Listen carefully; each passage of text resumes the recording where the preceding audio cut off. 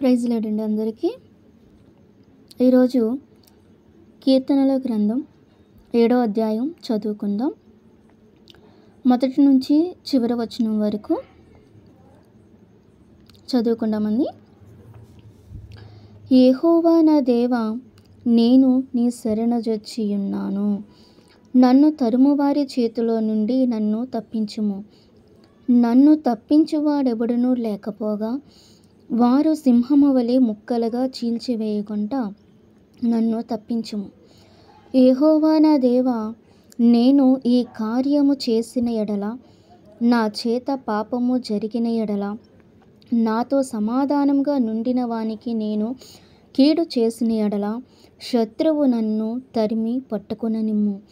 నా ప్రాణమును నేలకు అణగద్రొక్కనిమ్ము. నా అతిశయాస్పదమును మట్టిపాలు చేయనిమ్ము. నిర్నిమిత్తముగా నన్ను బాధించిన వారిని నేను సంరక్షించితిని కదా. యెహోవా, కోపము తెచ్చుకొని లెమ్ము. నా విరోధుల ఆగ్రహము ననుచుటకై లెమ్ము.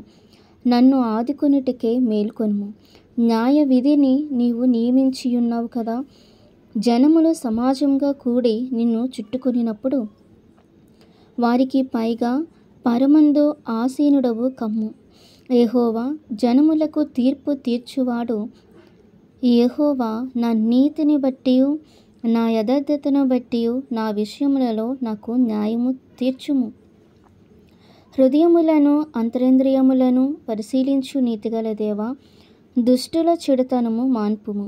నీతిగల వారిని స్థిరపరచుము.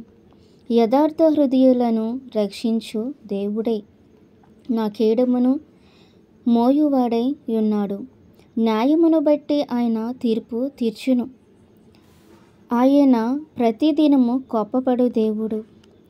ఒకడును మల్లని ఎడల ఆయన తన ఖడ్గమును పదునుబెట్టును. తన విల్లు ఎక్కుపెట్టి దానిని సిద్ధపరిచియున్నాడు. వాని కొరకు మరణ సాధనములను సిద్ధపరిచియున్నాడు. తన అంబులను అగ్నిబాణములుగా చేసియున్నాడు. పాపమును కనుటకు వాడు ప్రసవవేదన పడుచున్నాడు. చేటును గర్భమున ధరించిన వాడై అబద్ధమును కనియున్నాడు. వాడు గుంట త్రవ్వి దానిని లోతు చేసి ఉన్నాడు. తాను త్రవ్విన గుంటలో తానే పడిపోయెను. వాడు తలంచిన చేటు వాని నెత్తిమీదకే వచ్చును. వాడు యోచించిన బలాత్కారము వాని నడినెత్తి మీదనే పడును.